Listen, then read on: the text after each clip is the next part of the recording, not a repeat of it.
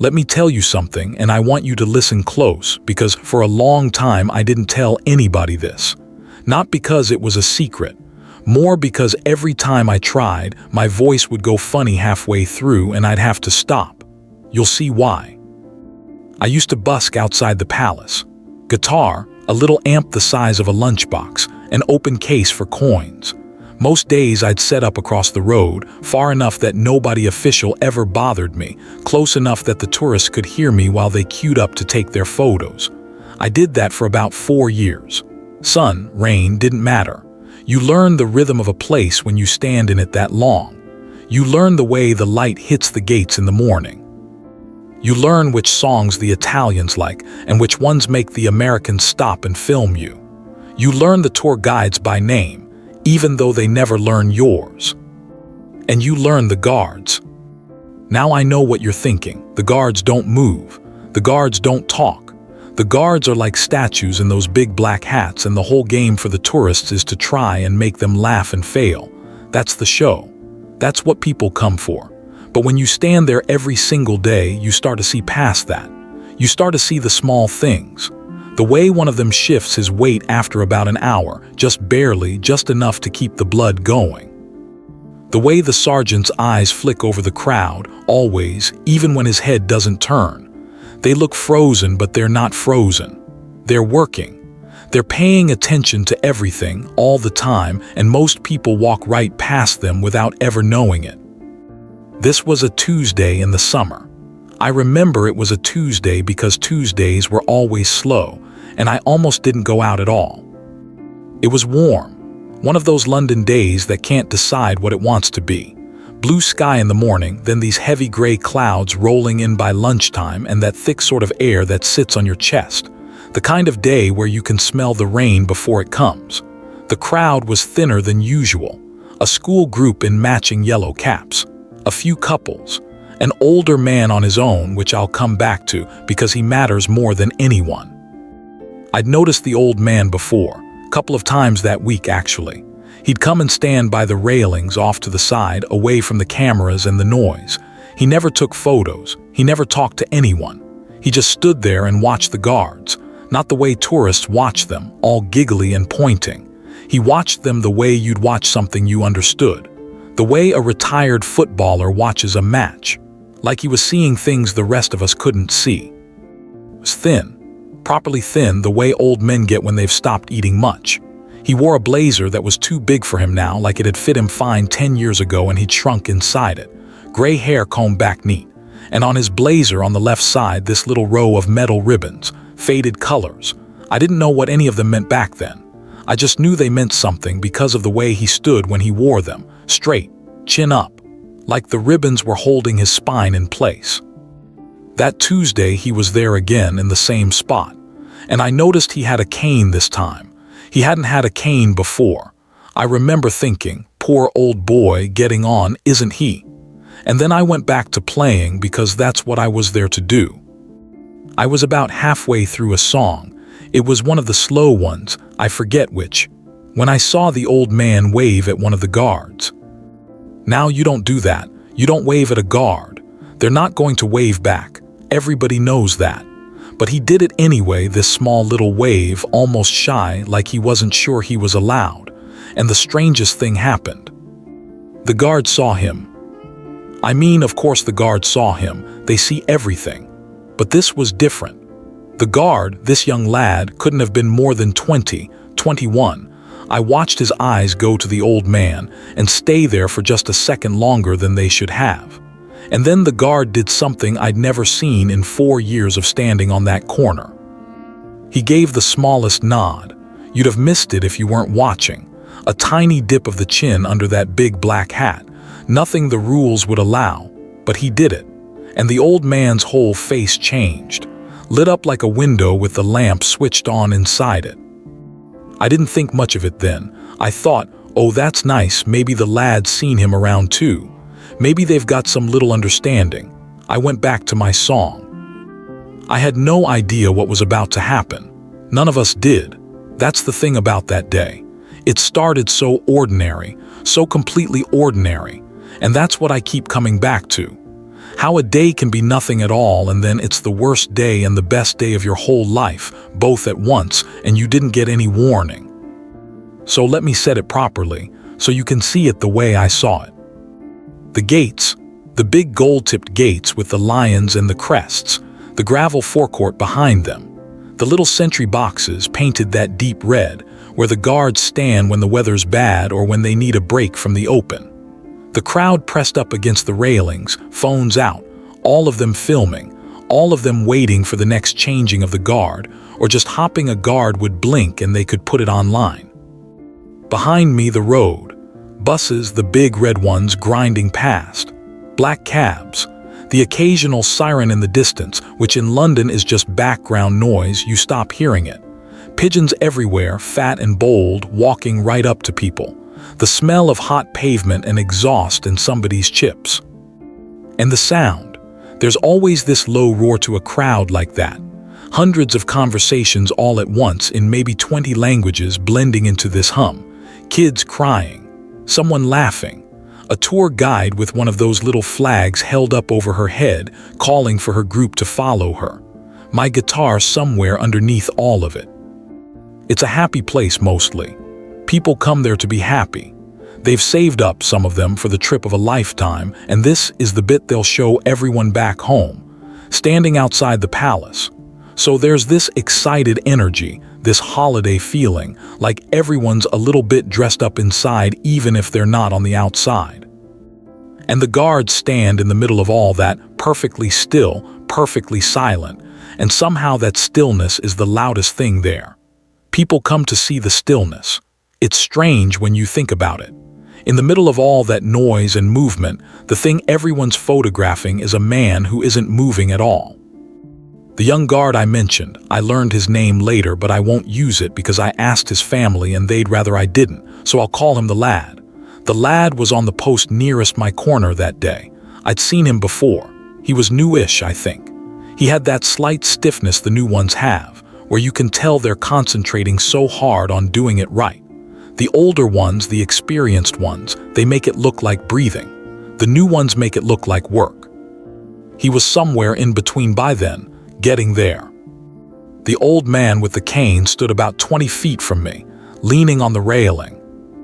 The school group in the yellow caps was right up at the front, the teacher counting heads, the way teachers do over and over, like the number might change if she stops. And the clouds were coming in. You could feel the temperature drop a little, that hush that comes before rain when even the pigeons go quiet.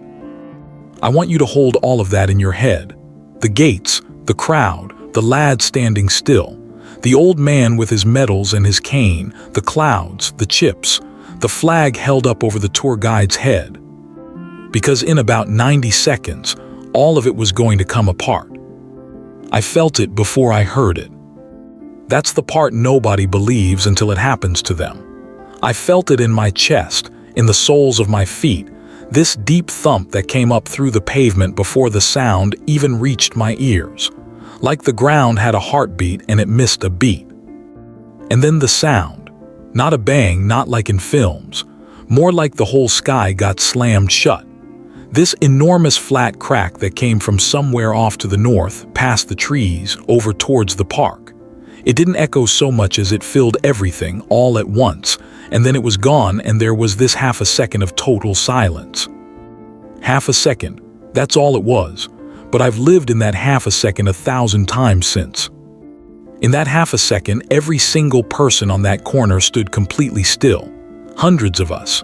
The crowd that had been roaring a moment before just stopped altogether like someone had hit pause. Phones still up in the air. Mouths open. The pigeons gone, vanished, the whole flock of them up off the ground and scattering into the gray. And then the half second ended, and the screaming started. I don't know how to describe the next bit properly. I've tried. It doesn't fit into words the way it fits into memory. It was chaos. It was a wall of bodies suddenly all moving in different directions at once. People didn't know where the sound had come from, so they didn't know which way to run, so they ran every way, into each other, over each other. The railings, which had been packed with people leaning on them taking photos, became this crush. I saw a woman go down. I saw a man pulling at his children. I saw phones dropping, smashing, getting trampled, nobody caring. The smoke. After a few seconds you could see it, this column of dirty gray-black smoke climbing up over the rooftops to the north, rising into the clouds so you couldn't tell where the smoke ended and the storm began. And the smell came drifting over a moment later, this sharp chemical burnt smell, nothing like a bonfire, nothing natural about it at all. The kind of smell your body recognizes as wrong even if your brains never met it before. I dropped my guitar. Just dropped it, didn't even think. It clattered on the pavement and I left it. My only thought was the old man. I don't know why. Of all the people I could have worried about, my eyes went straight to him, the thin old man with the cane, because everyone was running and he couldn't. He hadn't moved. The whole world was a stampede and the old man was just standing there at the railing, both hands on his cane, and he was looking not at the smoke, not at the running people, he was looking at the gates, at the forecourt, at the guards. And here's the thing I will remember until the day I die. The guards hadn't moved either. You have to understand what was happening around them. The crowd was breaking apart in panic. People were falling. There was a column of smoke in the sky and a smell of something burning, and nobody knew if there'd be another one, a second blast. That's what everyone was thinking. That's what makes a crowd run like that, the fear of the next one. It was the kind of moment where you'd forgive anyone for running. Anyone. Every instinct your body has is screaming at you to get away. And the lad stood his post. He didn't flinch. I was watching him right through the gap in the railings as the crowd thinned out and the runners cleared, and his face didn't change. His eyes were moving fast, scanning. You could see he was alert in every fiber, but his body was a statue. Rifle still, chin still, boots planted. Behind him the other guards the same, the whole line of them holding, while the city came apart 50 feet away. I found out later, and I'll tell you properly in a bit, what was actually going on, why they held, what the orders were, what they were doing that we couldn't see. But in that moment all I knew was what I could see, and what I could see was this. When the entire world ran, those young men stood still. On purpose. With everything in them telling them to move, they chose not to. And there's a kind of courage in that which I don't think I'd ever properly seen before. We think of bravery as charging towards something. But sometimes bravery is just standing where you're meant to stand when every part of you wants to be somewhere else. A second siren started up, then a third. The real siren's now close, getting closer, that rising and falling wail that means it's happening. Its real help is coming, but it isn't here yet. Somewhere a car alarm was going off, set off by the blast, I suppose. And under it all, the strangest sound, a sort of collective moan from the crowd. Hundreds of frightened people all making low, frightened noises at once. I'll never forget that sound. It's the sound a crowd makes when it's afraid for its life. And the old man stood at the railing with his cane, in the middle of all of it, and he was crying. Not in a dramatic way. He wasn't sobbing. The tears were just running down his face, steady, while he watched the guards hold their line and his lips were moving, and at first I thought he was praying, but I got closer. I don't know what made me go to him. I just did. I pushed through the last of the running people and I got to him, and I realized he wasn't praying. He was counting. Quiet under his breath in this steady old voice. Still standing, good lad, still standing. I put my hand on his arm. I said something useless like, "Sir, we should move, it's not safe." And he turned and looked at me, and his eyes were so clear, so steady in the middle of all that madness, and he said something I didn't understand at the time. He said, "I've seen this before." I should tell you about the lad's face one more time, because it's the center of everything. When the crowd broke and the gap opened up between us and the gates, I could see him clearly, the lad maybe 40 feet away. And there was a child. I hadn't seen where she came from, one of the yellow caps, one of the school group, separated somehow in the crush.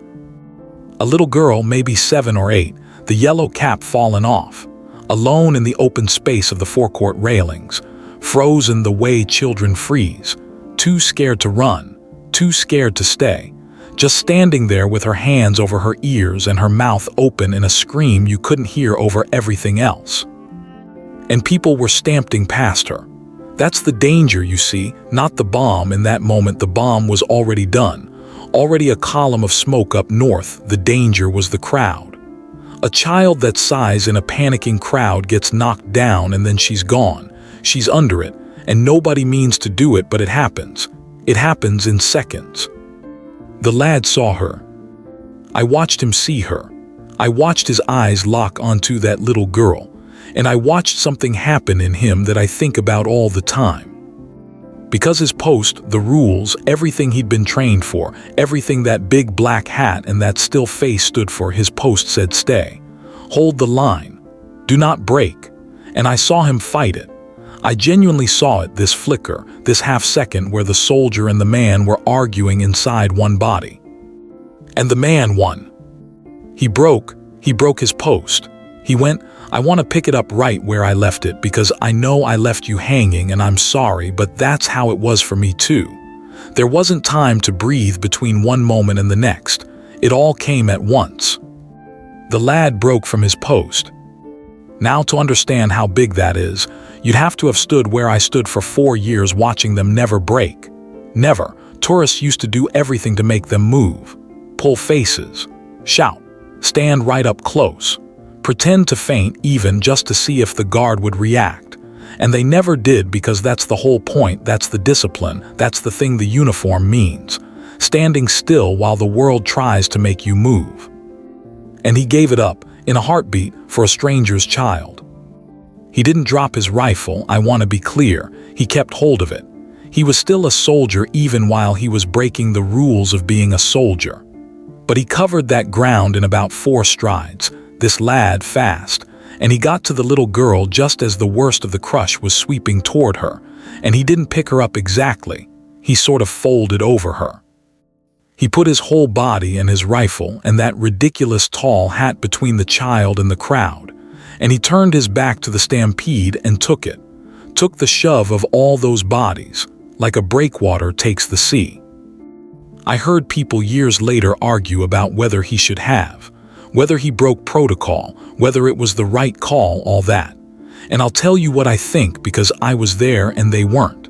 I think there's a kind of rule that sits above all the other rules, and that lad found it without having to look. You protect the child. Everything else can wait. He got her out, walked her, bent over her the whole way, shielding her, out of the crush and over to the side, near where the old man and I were standing.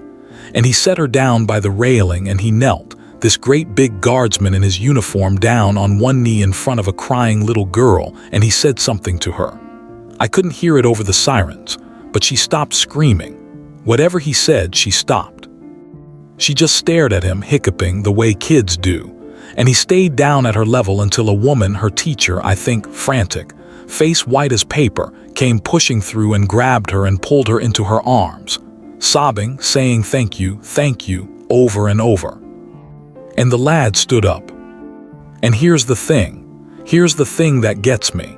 He looked, just for a second, lost, like he'd come back to himself and realized what he'd done. He looked back at his empty post, that gap in the line where he was supposed to be, and you could see the worry cross his face. The proper fear of a young soldier who thinks he's just made the biggest mistake of his career in front of everyone. And that's when the old man let go of my arm and stepped forward. I tried to stop him. I had my hand on him and he just slipped out of it, this frail old man, and he was moving toward the lad with his cane tapping fast on the pavement, and his metal ribbons were trembling on his chest with the speed of it. He got to the lad, and he looked up at him. The old man was much smaller. He had to look up, and he said, loud enough that I heard it even over the noise, "Don't you dare be ashamed of that, son. Don't you dare." The lad looked down at him, confused, still half in shock, I think. And the old man said, "I know what that took. I know exactly what that took. I did the same thing once and they gave me a medal for it. You hear me? They gave me a medal." And he started, with shaking hands, to take off his blazer. I didn't understand. None of us did. People were still moving around us, but slower now, the worst of the panic passing into that horrible numb shock that comes after, people standing in groups, holding each other, staring up at the smoke. And in the middle of all of it, this old man was taking off his blazer with the medals on it. He held it out to the lad, and he said, "It's yours. You earned it more than I ever did." The lad wouldn't take it, of course. He kept saying, "No, sir, I can't, sir." But the old man had this look on his face, this absolute fierce determination, and his eyes were full again, and he said, and I'll remember the words exactly, "I stood my post 60 years ago when the world blew up around me, and I have spent my whole life wondering if it meant anything, if standing still while people died was bravery or just being too frightened to run. And I just watched you do the harder thing. I watched you know when to break. It took me 60 years and I never learned it. You learned it in one afternoon." I have to back up now, because I didn't understand any of that in the moment, and you won't either, and I want you to feel it the way I eventually felt it, which is to say properly, with all the pieces. I went to find the old man after, a couple of weeks after, when things had settled, and I'll come to what happened in those weeks because a lot happened. I found him because he'd left his cane behind that day, leaned against the railing in all the chaos, and I'd picked it up and kept it, and it had a little brass plate on the handle with a name, and I tracked him down. Bit of detective work. Phone book mostly. There aren't many people with a name like his. His name was Edmund Vale, and he was 90 years old, though he looked younger, and he made me a cup of tea in a tiny flat that smelled of furniture polish and old paper, and he told me his story, and I'm going to tell it to you now the way he told it to me, because it's the reason for everything. When Edmund was a young man, younger than the lad, just a boy really, he'd been a soldier. Not a guardsman, but a soldier. And he'd been posted somewhere I won't name, somewhere far away and dangerous in a time of trouble. And one day there had been a bomb, a real one aimed at people like him. And in the chaos of it, with his friends hurt and dying around him, young Edmund had been ordered to hold a position, to stand his post, to not move, no matter what, because moving would have meant abandoning something that needed guarding, and lives depended on it being guarded. So he stood, while his best friend bled out 20 feet away calling his name.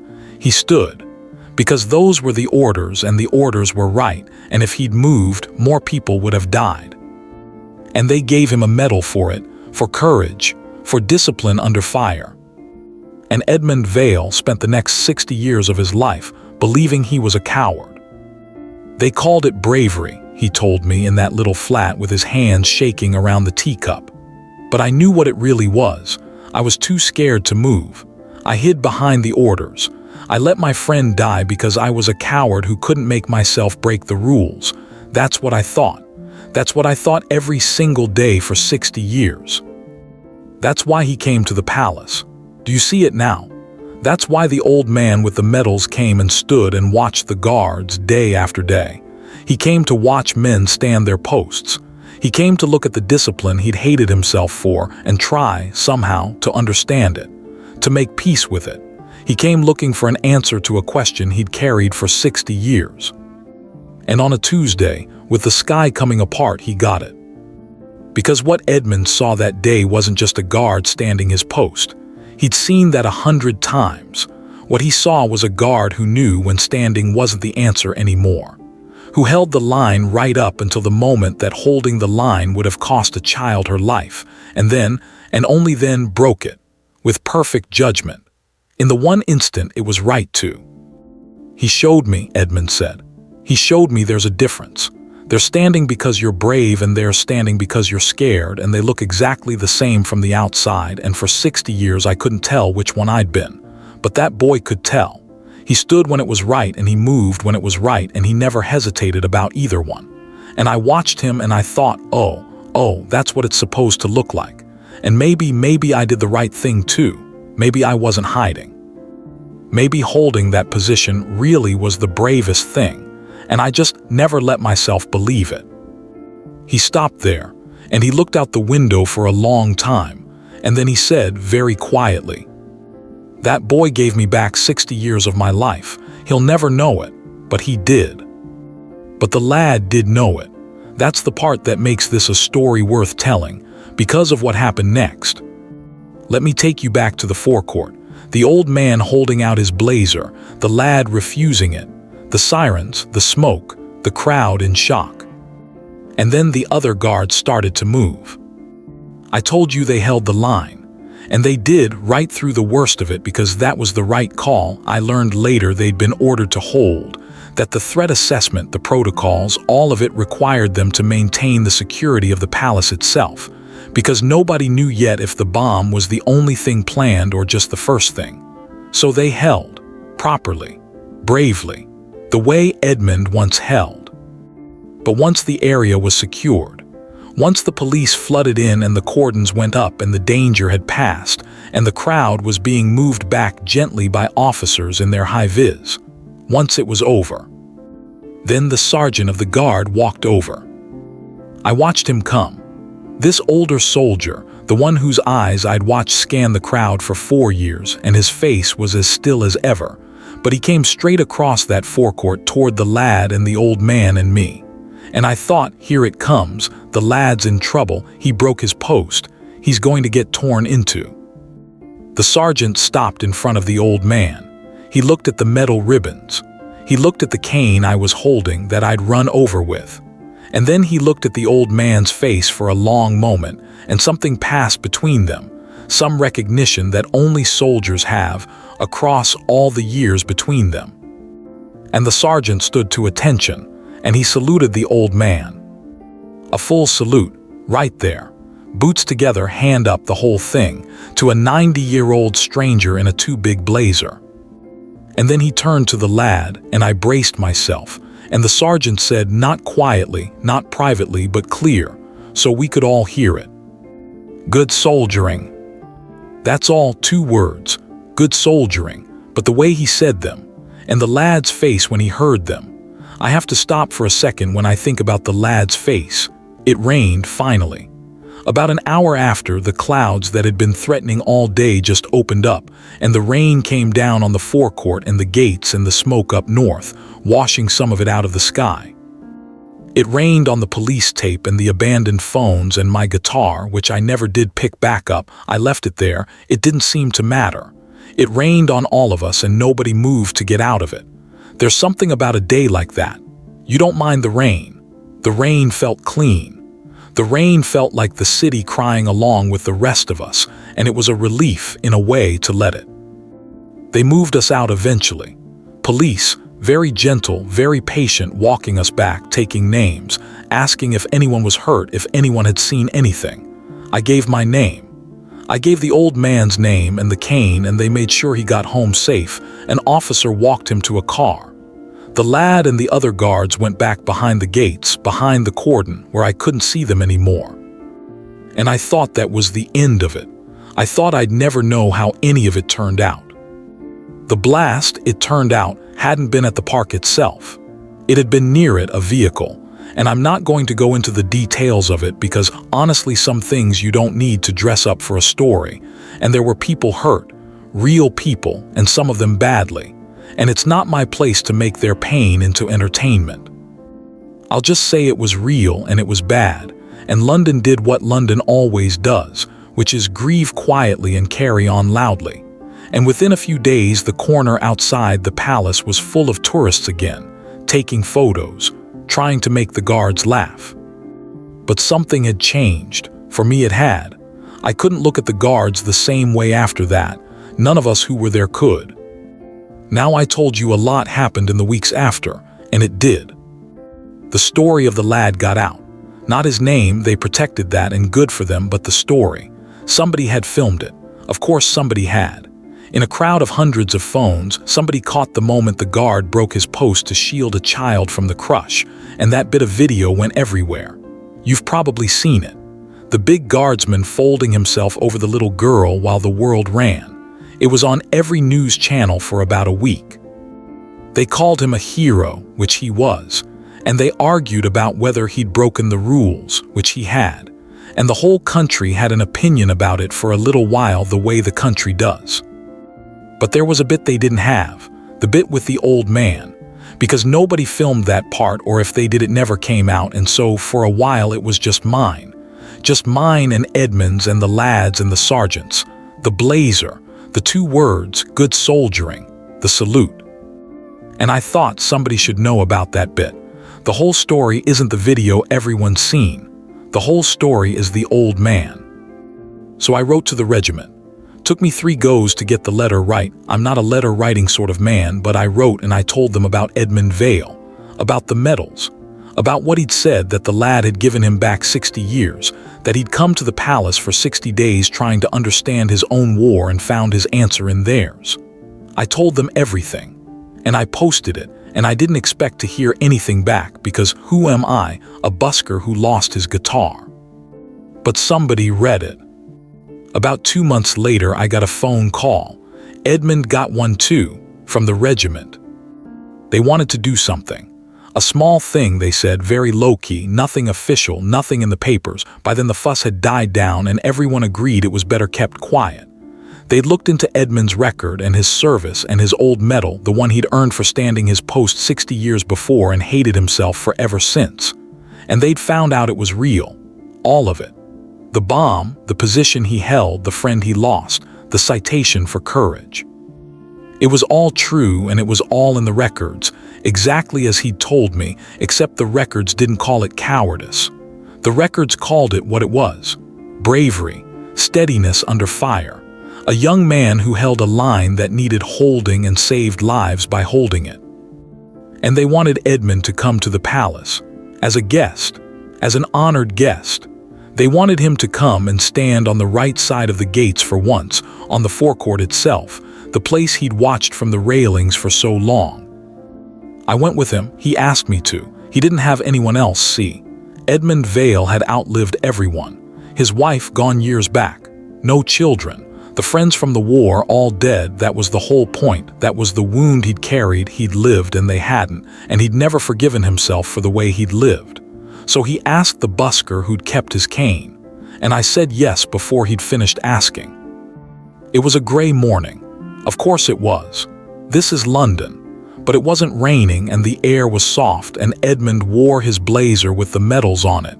He'd kept it in the end. The lad never did take it, and he'd had it pressed, and he'd combed his hair, and he stood straighter than I'd ever seen him stand. They walked us through the gates. Through the actual gates, the ones with the lions that I'd stood outside of for 4 years and never once gone through. And the gravel crunched under Edmund's cane, and his hand was shaking on my arm, and he whispered to me, "I never thought I'd be on this side of it." And the guard was there. The lad, standing his post, exactly as before, perfectly still, perfectly silent in the big black hat, like nothing had ever happened. And for a horrible second I thought they hadn't told him, that this was just going to be the old man walking past a stranger, and Edmund's face fell a little because I think he thought the same. But they had told him. Of course they had. He'd asked to be on that post specifically. I found out later. He'd requested it.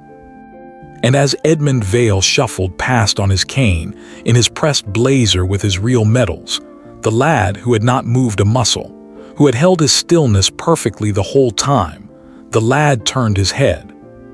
"You don't do that, I told you. You don't break the stillness, it's everything. It's the whole point of the uniform."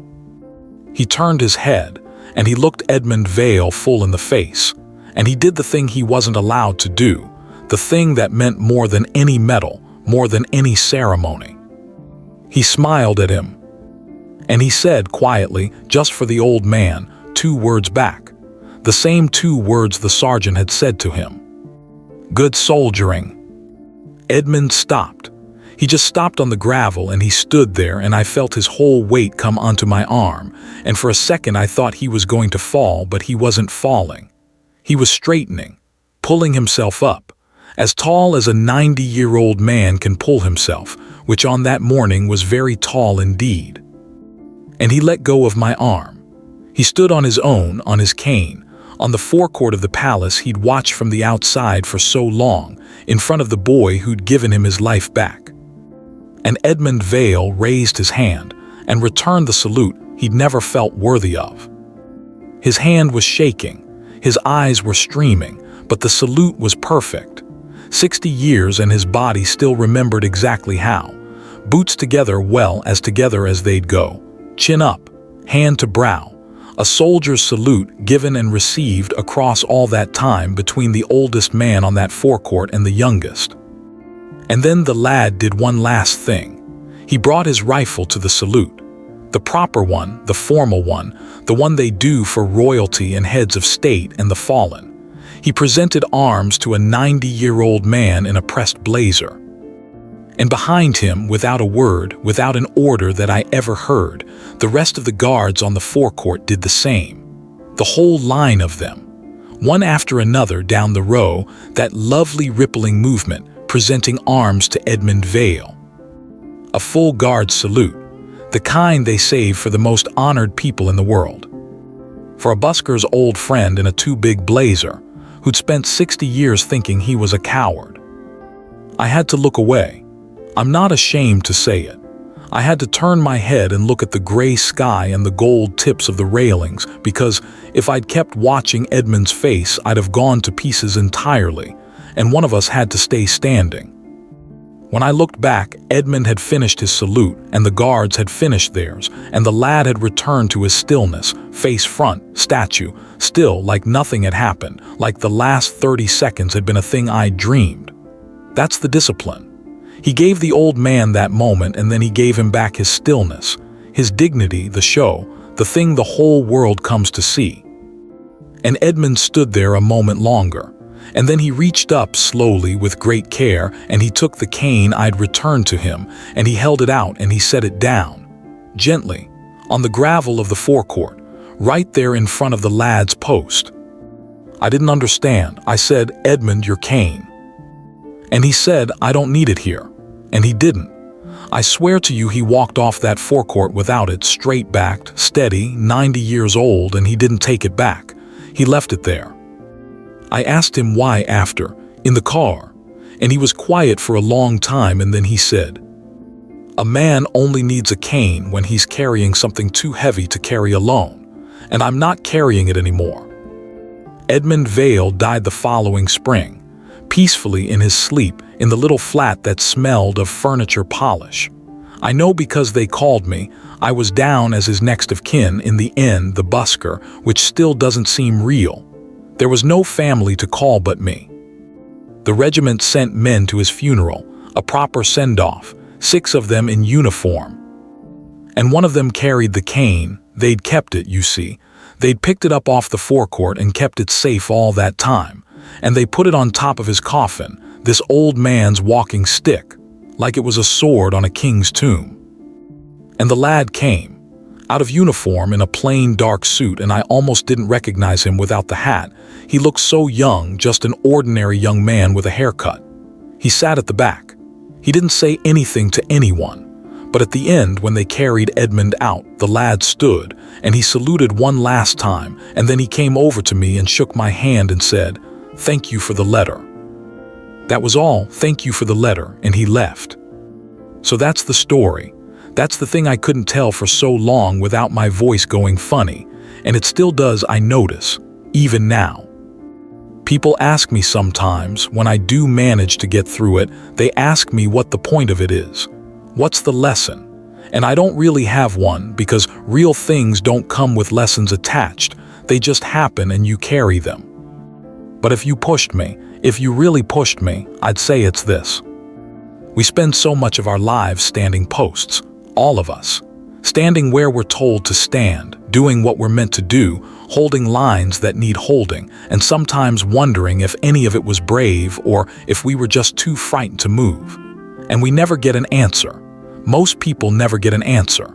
They go their whole lives like Edmund did, carrying a weight they're not even sure they deserve to carry. And then sometimes, if you're very lucky, somebody comes along who can see you, really see you, who looks at the thing you've hated yourself for and tells you it was the right thing all along, who gives you, in one afternoon, the answer you've waited 60 years for. That's what the lad did for Edmund, and that's what Edmund did for the lad. They gave each other the one thing nobody else could give. They told each other, I saw what that took, and it was enough. You were enough. Two soldiers, 70 years apart, standing their posts on either side of a wall. And when it mattered most, they set the whole thing aside, the stillness, the silence, the rules, all of it, and they saw each other. Good soldiering. That's the whole story. Good soldiering on both sides of the gate.